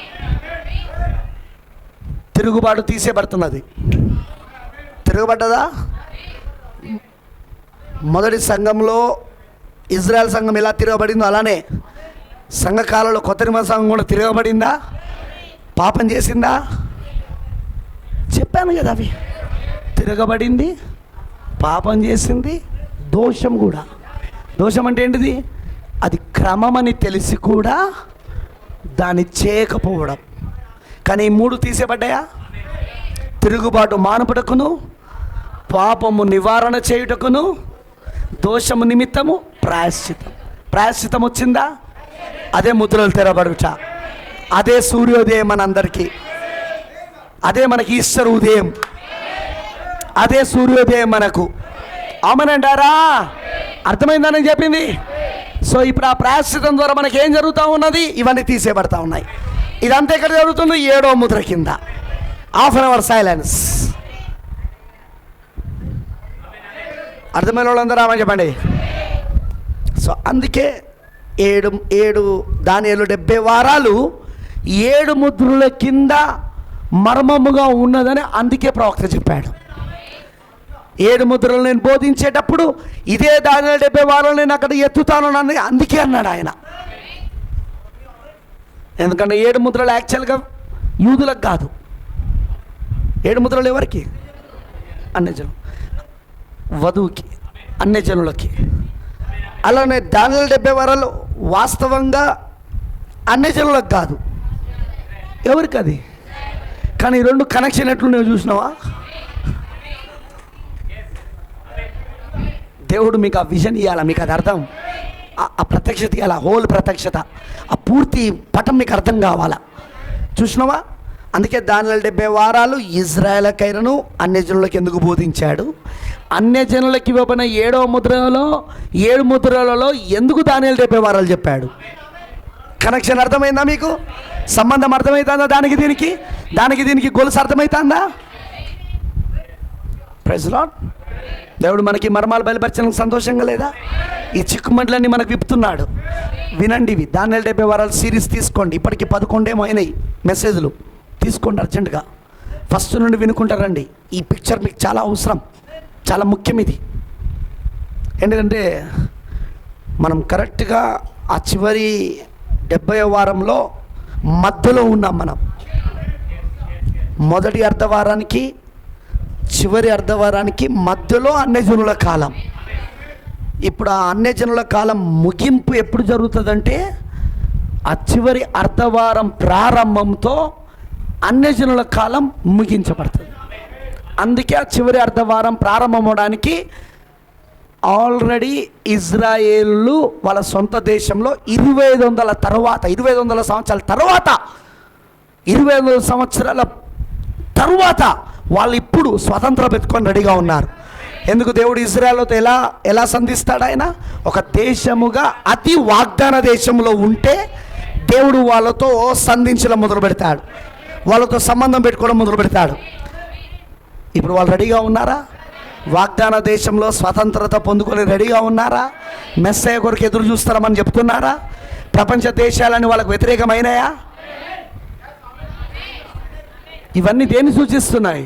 చివరి అర్ధవారం వాళ్ళకు ప్రారంభం అవ్వడానికి 2 ప్రవక్తలు రావడానికి సిద్ధంగా ఉన్నారు. ఇక మోషే ఏలియాలు వాళ్ళ దగ్గరికి వస్తారు. అవునంటారా? మనం కూడా అంతే. ఇప్పుడు మనం ఎక్కడున్నామంటే మోషే ఏలియాలు వచ్చేసారు. జరిగిందా? William Branham పరిచర్యలా? మోషే పరిచర్య, ఏలియా పరిచర్య ఫినిష్డ్. ఈవెన్ క్రీస్తు కూడా వచ్చాడు 1963లో. ఇప్పుడు అది కూడా ముగించబడడానికి వచ్చేసింది. మనిషి కుమారుని పరిచయం కూడా ముగించబడడానికి వచ్చింది. అంటే ఇప్పుడు ఇజ్రాయెల్ సిద్ధంగా ఉన్నారు. దానియేలు 70 వారం నుండి చివరి అర్ధవారం వాళ్ళకి రెడీగా జరగడానికి సిద్ధంగా ఉన్నదంటే అన్యజనులైన మనకు ఇక కాలము ముగించబడబోతున్నది. ఇది ఎలా ముగించబడుతుంది? మనం ఎత్తబడుట ద్వారా, మనం కొనిపోబడు ద్వారా అన్యజనుల కాలం ముగించబడుతుంది. సో ఇప్పుడు మనం కొనిపోబడడానికి దగ్గరలో ఉన్నామన్నకు రుజువు కనబడుతుంది. సో ప్లీజ్ రీడ్ ఇట్, చదవండి వీటిని. దానియేలు 70 వారాలు చదవండి పుస్తకాన్ని. ఈవెన్ ఆడియోలో కూడా ఉంది, ఇది తెలుగులో తర్జుమా చేయబడింది ఆల్రెడీ ఆడియోలో. వినండి. చదువు రాని వాళ్ళు ఆడియో వినండి, చదువు వచ్చిన వాళ్ళు పుస్తకాన్ని చదవండి, ఆడియో వినండి. మరియు నేను చెప్పిన ఈ 11 వర్తమానాలు ధ్యానించండి, మీకు అర్థమవుతాయి, క్లియర్ పిక్చర్ వస్తుంది. తర్వాత మీ ఇష్టం. ఇవన్నీ తెలుసుకుంటేనే ఎత్తబడతావు. దేవుని ప్రణాళికలో నువ్వు ఎక్కడున్నావో, నీకేమవుతున్నదో, నువ్వేమై ఉన్నావో, నువ్వు ఎక్కడి నుండి వచ్చావో, ఇప్పుడు ఎందుకున్నావో, ఇప్పుడు ఏం జరుగుతుందో, ప్రపంచంలో ఏం జరుగుతుందో, బైబిల్లో చెప్పబడినవన్నీ ఇప్పుడు ఎలా జరుగుతాయో ఇవన్నీ తెలుసుకుంటేనే నువ్వు ఎత్తబడతావు. ఎందుకంటే ఇవన్నీ నీకు విశ్వాసాన్ని ఇస్తాయి, ఇవన్నీ నీకు ఎత్తపడడానికి సిద్ధపడిని ఇస్తాయి. నువ్వు సరి చేసుకోవాల్సినన్ని సరి చేసుకోగలుగుతావు, సరిదిద్దుకోవాల్సినన్ని సరిదిద్దుకోగలుగుతావు. సమయం దగ్గర వస్తున్న కొలది నువ్వు ఇంకా ప్రిపేర్ కాగలుగుతావు, సిద్ధపడగలుగుతావు. ఇవన్నీ తెలుసుకోలేనుకో, నీకు సమయం ఎక్కడుందో తెలియదు, సరి చేసుకోలేవు, అట్లనే పోతూ ఉంటావు. అదే పాత జీవితంలో బతుకుతూ ఉంటావు, అదే నిర్లక్ష్యపు జీవితం, అదే పాత జీవితం, అదే భక్తి లేని జీవితం. భక్తి ఉంటుంది కానీ శక్తి ఉండదు. పైకి భక్తి గలవారిగా ఉండి దాని శక్తిని ఆశ్రయించు. అలాంటి శక్తి లేని జీవితంతో బతుకుతూ ఉంటావు. భక్తి ఉంటుంది కానీ శక్తి ఉండదు. ఆ పరిస్థితుల్లో నువ్వు ముందుకెళ్తూ ఉంటావు. ఇవాళ వెళ్ళినా ఉదాహరణ, పిల్లలు స్కూల్కి వెళ్ళినా టీచర్ పాఠాలు చెప్పింది, ఇంటికి వచ్చిన హోంవర్క్ చేసుకున్నా, తిన్నా, పడుకున్నా, మళ్ళీ పొద్దున్న లేచి పోతున్నా, స్కూల్కి పోతున్నా. అది వాళ్ళ జీవితం. పెద్దలదిగా ఇవాళ ఆఫీస్కి పోయినా, పని చేసినా, ఏమేం చేసినా అన్నీ చేసినా, సాయంత్రం వచ్చినా, అలసిపోయినా, తిన్నా, పడుకున్నా, మళ్ళీ పొద్దున్న లేచినా, మళ్ళీ ఆఫీస్ పోయినా. ఇక స్త్రీలు పొద్దున్న లేచినా, బట్టలు ఉతికినా, ఆ తర్వాత ఇల్లు ఊడ్చినా, వంట చేసినా, పిల్లలకు నువ్వు నీ భర్తగా చేసిన, ఆ తర్వాత వాళ్ళు వెళ్ళిపోయిన తర్వాత నువ్వు తిన్నా, ఆ తర్వాత బట్టలు ఉతికినా, ఆ తర్వాత కొంతసేపు పడుకున్నా, లేచినా, సాయంత్రం పిల్లలు వచ్చిన మళ్ళీ వాళ్ళకి అన్ని చూసినా, మళ్ళీ రాత్రి భర్త వచ్చిన అన్ని చూసుకున్నా, మళ్ళీ పడుకున్నా, మళ్ళీ లేచిన. ఏది సిద్ధపాటిగా?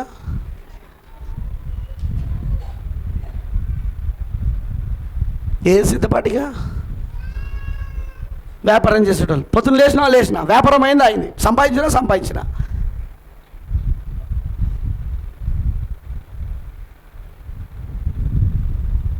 దీనిలో సిద్ధపాటు ఏది చెప్పండి నాకు. దాంట్లో ఇది అన్ని జనులు చేస్తున్నారు, సంఘశాఖలు చేస్తున్నాయి, సంస్థలు చేస్తున్నాయి, అందరు చేస్తున్నారు ఇవే పనులు. నువ్వు అదే పని చేస్తున్నావు. నువ్వు ఎట్లా వధువు అవుతావు, వాళ్ళు ఎట్లా విధవలు అవుతారు? నీకు వాళ్ళకి తేడా ఉంది. ఇల్లు కట్టినా, బండి కొన్నా, కారు కొన్నా, పిల్లలకు బట్టలు కొట్టించిన, బర్త్డేలు వస్తానే కేకులు రెడీ చేసిన, వాళ్ళు కూడా చేస్తాను. నువ్వు యేసుక్రీస్తు వధువు ఎట్లయితావు, యేసుక్రీస్తు పెళ్లి కుమార్తె ఎట్లయితావు, నువ్వు ఎట్లా ఎత్తబడతావు నాకు చెప్పు. Show me, tell me.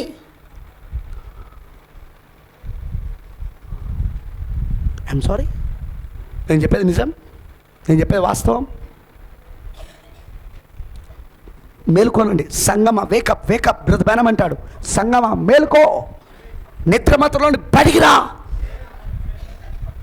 ఎక్కడున్నా చూడు, నీ పరిస్థితి ఏందో చూడు, నువ్వెక్కడున్నా చూసుకో, ఒకసారి నువ్వేం పోతున్నావో చూసుకో.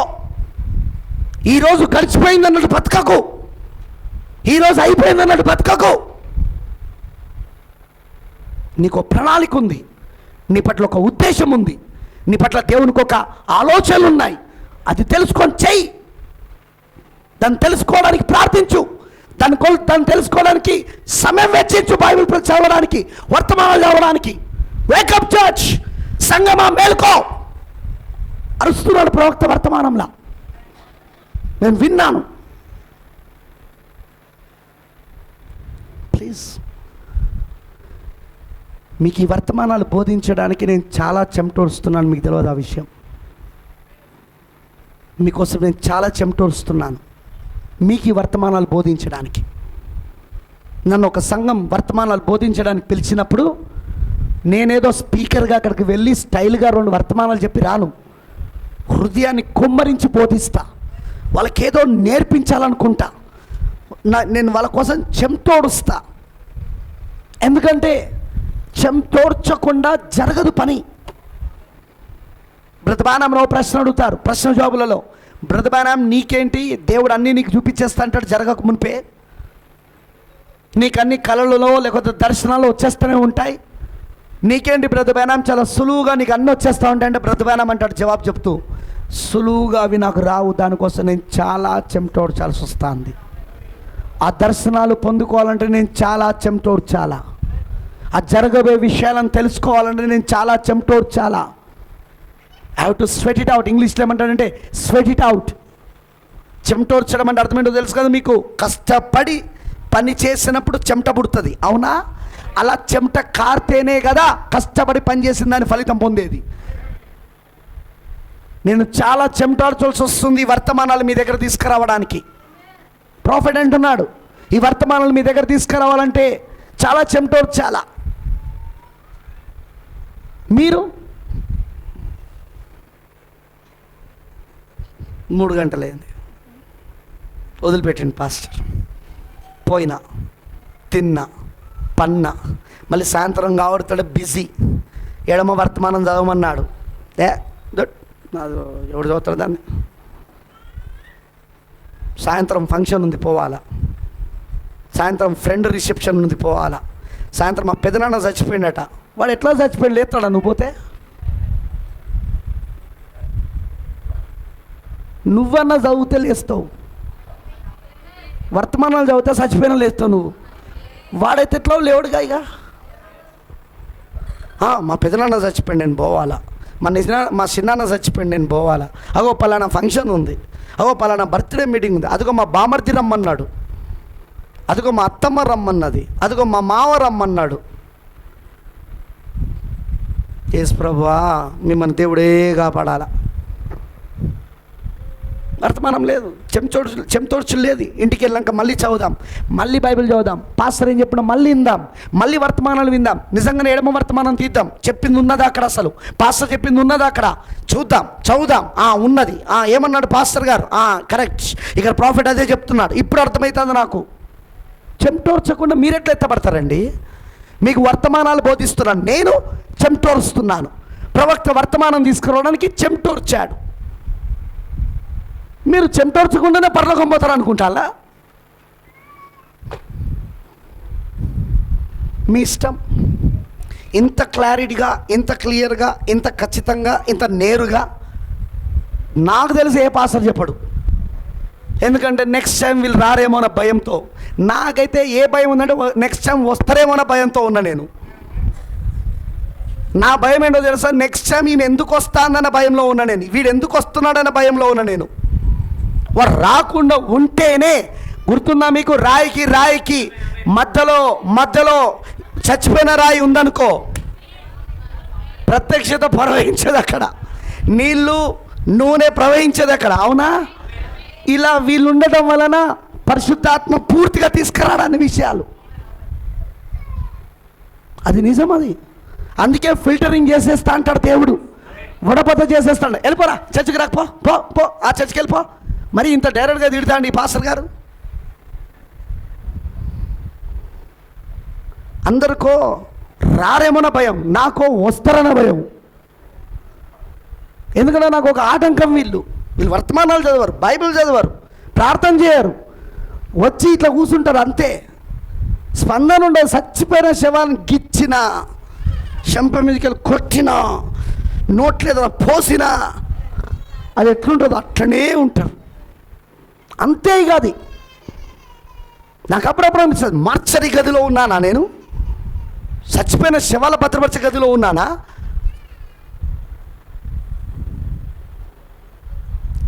గిచ్చితే ఎలా ఉండాలంటే అని అన్నట్టుగా, బతుకున్నాడు అన్నట్టుగా ఆమెన్ చెప్పడం కూడా అలా ఉంటుంది అక్కడ.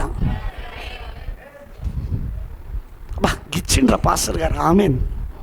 నేను సాయంత్రం పోయి వర్తమానం చదవాలరా, గిచ్చిండ్రా నన్ను. నువ్వు బతుకుంటే అనుకుంటావు ఆ మాట, చచ్చిపోతే గిచ్చుతేంది, తిడితేంది, ఏం చేస్తేంది, ఎవడివన్నీ వింటాడు.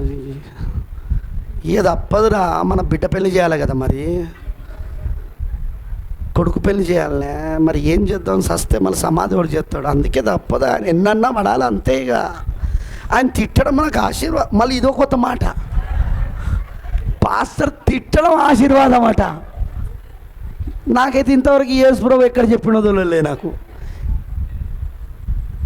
పాస్టర్ తిడితే ఆశీర్వాదమా?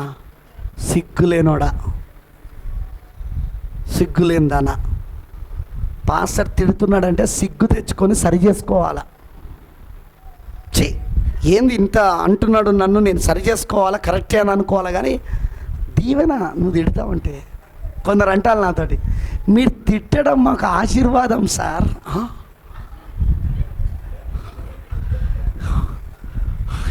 ఇక వాళ్ళని తిట్టడం కూడా మానేసి, ఇక ఎందుకంటే దాని కూడా ఆశీర్వాదాలు తీసుకుంటే ఏం చేయాలి.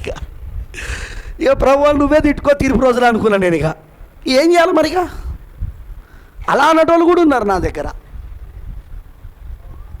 వాళ్ళని చూసి జాలి పడతానా నేను ఎందుకంటానా నేను ఈ మాటలు? ప్రభువా సాయం చేయి.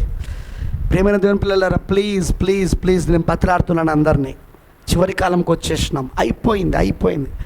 నాకు తెలిసి ఇప్పుడు జరుగుతున్న ప్రపంచంలో జరుగుతున్న సంఘటనలు, వధువులో జరుగుతున్న సంఘటనలు, బైబుల్ చెప్తున్న ప్రవచనాలు ప్రపంచంలోనూ, వధువులోనూ, సంఘాలలోనూ, సంఘశాఖలలోనూ, మతాలలోనూ, అటు పోపులోనూ, ఇటు ప్రపంచ నాయకులలోనూ, UNO United Nations of organization ఐక్యరాజ్య సమితిలోనూ ఇవన్నీ ఏం చేస్తానే అంటే కరెక్ట్ ప్రవచనం ప్రకారంగా పనిచేస్తానే అన్నీ.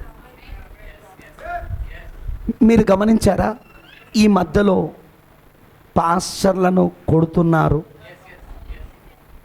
చంపుతున్నారు, హింస ఎక్కువైపోయింది. మీరేమనుకుంటున్నారు దాని గురించి చెప్పండి నాకు.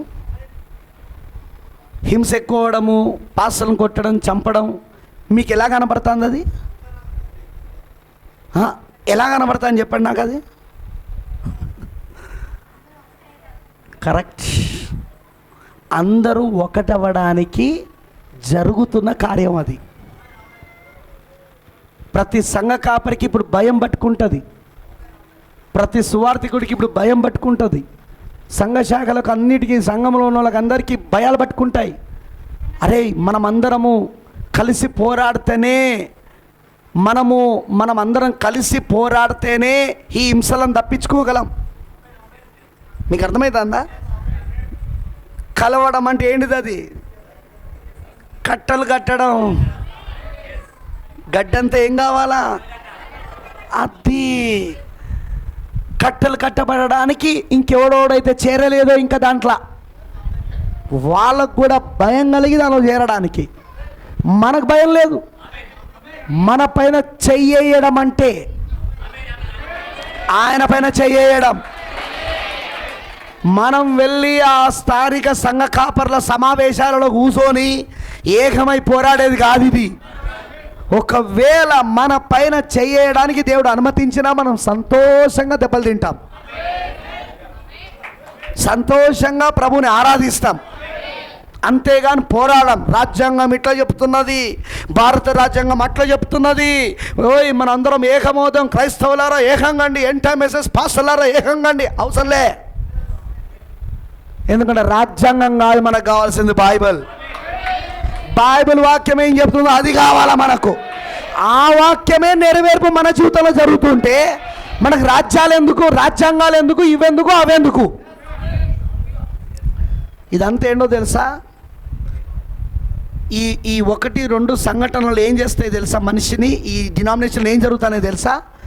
వాళ్ళందరినీ కట్టలు కట్టున్నట్లుగా గోధుమలు కొట్లలో కూర్చోబడి గడ్డంతా ఏం చేయబడుతుంది? కాల్చి వేయబడడానికి కట్టెలు కట్టబడాలి. వాళ్ళందరినీ ఐక్యపరచడానికి ఇది పట్టుకుంటున్నారా? జరుగుతున్నాయి. భౌతిక దాడులు ఎందుకు పాస్టర్ల పైన జరుగుతున్నది, సంఘాల పైన జరుగుతున్నది? కట్టెలు కట్టబడడానికి. వధువుకి అది అర్థం కావాలా, వాళ్ళందరూ ఏకమవ్వడానికి. అందుకే ఎప్పుడు ప్రతి నెల పెట్టే ఆ పాస్టర్ మీటింగ్లకు అటెండ్ కానోడు కూడా అటెండ్ అవుతాడు ఆ రోజున.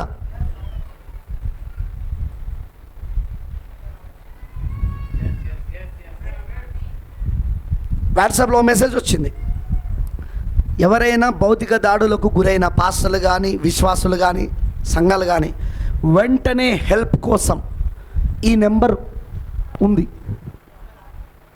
ఈ నెంబర్కి మీరు సంప్రదిస్తే న్యాయపరమైన చట్టపరమైన సహాయం మీకు వెంటనే అందుతుంది అని ఇచ్చారు. ఆ మెసేజ్ నాకు వాట్సాప్లో వచ్చింది. నేను నవ్వుకున్నాను. ఆ పూసల కార్యంలో ఏ నెంబర్ ఉన్నది పిచ్చి మీదవా?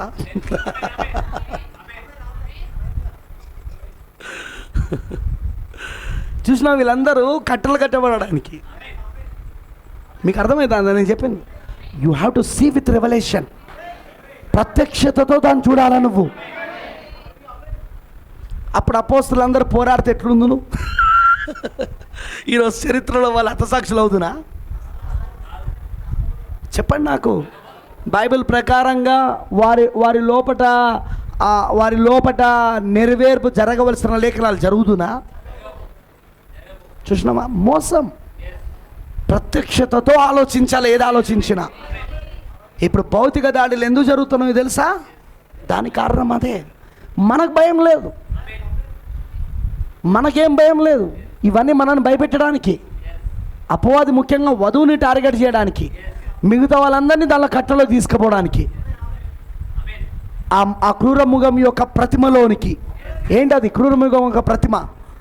WCC, world churches of council, ప్రపంచ సంఘముల అందులోకి తీసుకెళ్ళడానికి. అర్థమైందా? కానీ మనకు బాధ లేదు. ఎందుకంటే మన పైన చెయ్యి కూడా పడనీయడు ఆయన. ఒకవేళ దేవుడు దాన్ని అనుమతించిన షడ్రక్ మెషక్ అబేద్నెగో కావాలి.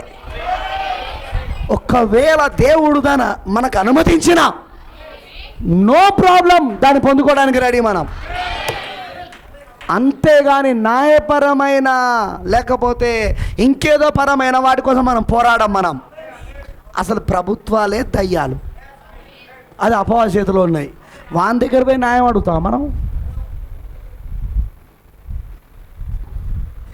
ఒకవేళ పాస్టర్ గారిని అరెస్ట్ చేసి లోపడేస్తే లోపల సువార్త చేస్తా, ఆదివారం ఆరాధన అక్కడ పెడతా.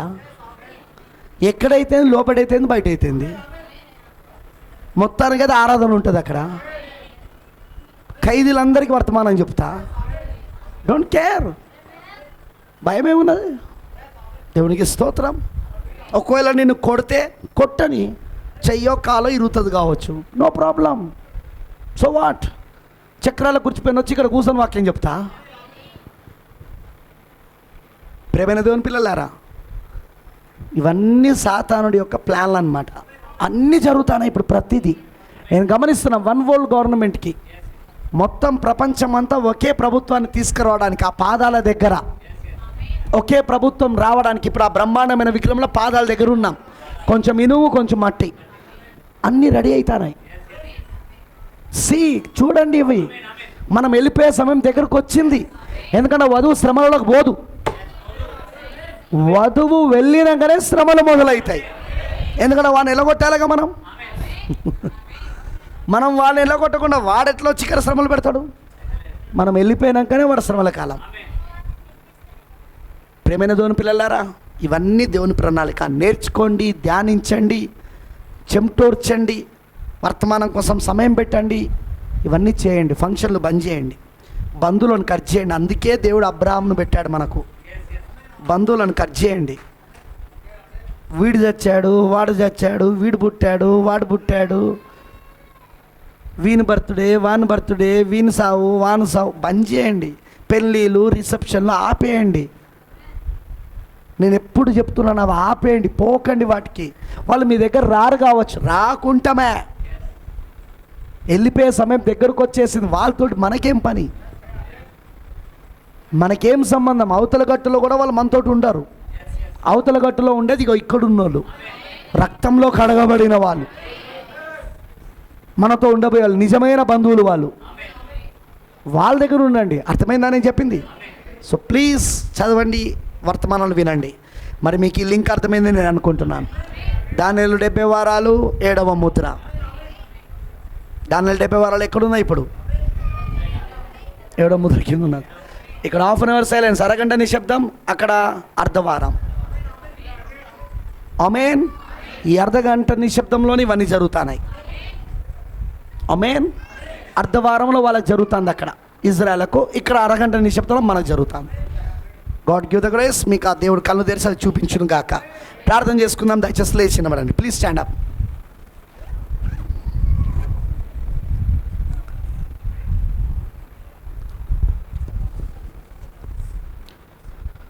అందరూ కూడా లేచి నిలబడి ప్రభు వైపు చూడాలని ప్రభు నా బిడ్డ కోరుచున్నాను. మీ రెండు చేతులు పైకెత్తి, లార్డ్ ప్రభువా నాకు సాయం చేయి.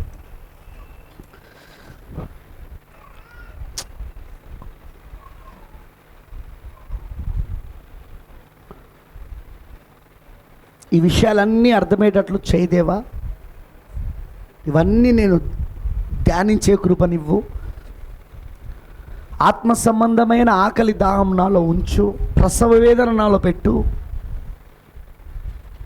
ప్రసవ వేదన నాలో పెట్టు ప్రభువా అని దేవుని అడుగు. చదువు ఇంటికి వెళ్ళాక వర్తమానాలను ధ్యానించు, బైబిల్ని ధ్యానించు, సమయం పెట్టుకో, లక్ష్యాలు పెట్టుకో. ఈ వర్తమానం ఈ రోజులలో పూర్తి చేయాలి. ఈ వర్తమానం ఈ రోజులో పూర్తి చేసేయాలి. బైబిల్ నేను ఈ అధ్యాయాలన్నీ, ఈ పుస్తకాన్ని అంతా ఈ రోజున పూర్తి చేయాలి.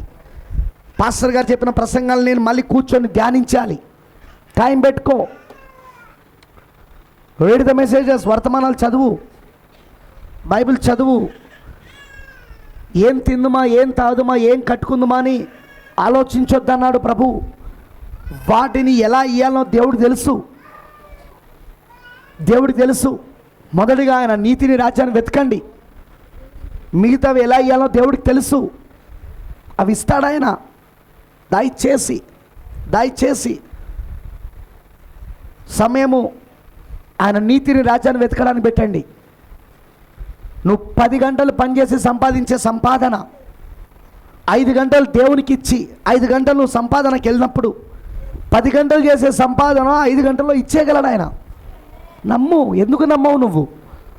10 గంటలు పనిచేస్తే నీకు వచ్చే సంపాదన 5 గంటలలో ఇచ్చేయగలడు ఆయన. నువ్వు 6 రోజులు పనిచేస్తే వచ్చే సంపాదన నువ్వు 5 రోజులు పనిచేస్తే ఇచ్చేయగలడు ఆయన. 6 రోజుల సంపాదన 5 రోజులకి ఇచ్చేయగలడు. ఒకరోజు నువ్వు ఉపవాస ప్రార్థన పెట్టుకో, ఒకరోజు నువ్వు వ్యక్తిగత ప్రార్థన పెట్టుకో, లేదా కుటుంబ ప్రార్థన పెట్టుకో. ఆ రోజంతా వర్తమానాలు ధ్యానించడం, వర్తమానాన్ని వినడం పెట్టుకో. ఏసిచ్చిన మాటపై నీకు నమ్మకం లేదా? ఏమి తిందుమా, ఏమి తాగుదుమా, ఏమి కట్టుకుందుమా అని ఆలోచించొద్దన్నాడు ఆయన. దానికోసమే కానీ 6 రోజులు పనిచేసేది. ఆయన నీకు 4 రోజులలో ఇస్తాడని ఎందుకు అనుకో? మిగతా 2 రోజులు నువ్వు ఎందుకు దానికోసం పెట్టావు?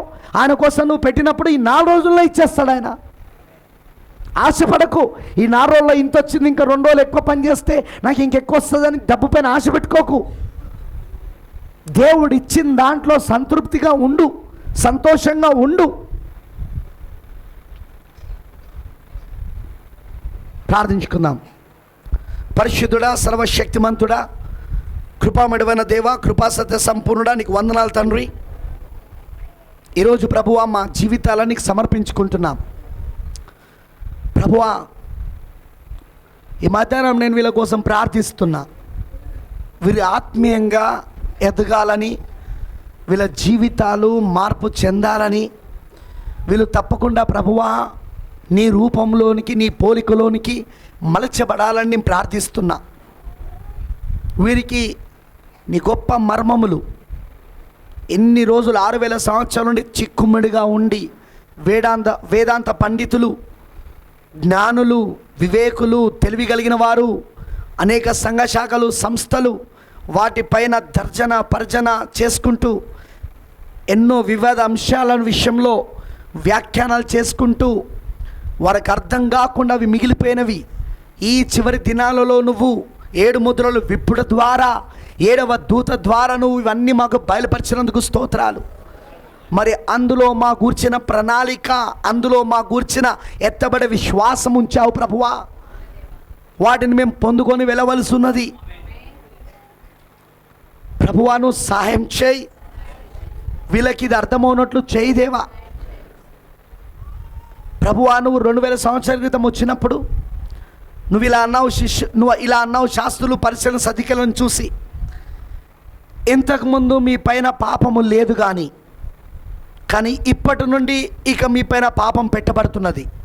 ఎందుకంటే ఇంతకుముందు మీరు సత్యము వినలేదు, కానీ ఇప్పుడు మీరు సత్యము వింటిరి గనుక ఇక పాపము మీ పైన పెట్టబడుచున్నది. ఓ ప్రభువా 6000 సంవత్సరాల నుండి ఈ మర్మములు విప్పబడలేదు. అందుకే ప్రభువా, వారు ఎన్ని రకాల వ్యాఖ్యానాలు చేసినా, ఎన్ని రకాల వేదాంత పండితులు దాన్ని వివరించాలని ప్రయత్నించినా నువ్వు దానిని ఏమీ అనలేదు. కానీ ఇప్పుడు నువ్వు 7 ముద్రలు విప్పుడు ద్వారా, ఈ మర్మములన్నీ బయలుపరచడం ద్వారా, ఈ చిక్కుమలన్నీ చెప్పుడు ద్వారా ఇప్పుడు దాన్ని వినని వాళ్ళు, దాన్ని తెలుసుకున్న వాళ్ళకు పాపము ఉండబోతుంది. ఈ చిక్కుమళ్ళు విప్పిన తర్వాత, ముద్రలు తెరబడిన తర్వాత దాన్ని తెలుసుకోకపోతే పాపం అన్నావు. ప్రభువా, ఇది వీళ్ళు గ్రహించేటట్లు చేయదేవా. వర్తమానమును 7 ముద్రలను ఈ గడియ వర్తమానమును తెలుసుకోకపోతే పాపం అంటున్నావు. అది గ్రహించేటట్లు చేయదేవా. ఎందుకంటే సత్యం ఇప్పుడు వినిపించబడింది, సత్యం ఇప్పుడు తెలియజేయబడింది. దాన్ని తెలుసుకోకపోవడమే ఇప్పుడు పాపమై ఉన్నది. ఇంతకుముందు సత్యము బయలుపరచబడలేదు, సత్యము చెప్పబడలేదు. కానీ ఇప్పుడు చెప్పబడింది, దాన్ని తెలుసుకోకపోవడమే పాపం అని అంటున్నావు. ప్రభువా, అదే వీళ్ళు గ్రహించేటట్లు చేయదేవా. సాయం చేయి, కృప చూపించు. నీ పిల్లలకందరికీ అర్థమవునట్లు చేయదేవా. వాళ్ళకు కళ్ళు తెరువుతేవా. ఇదంతా గ్రహించే మనస్సును దయచేయమని నీకు పూర్తిగా సమర్పించుకుంటూ యేసు క్రీస్తు నామములో ప్రార్థిస్తున్నాను. ఆమేన్.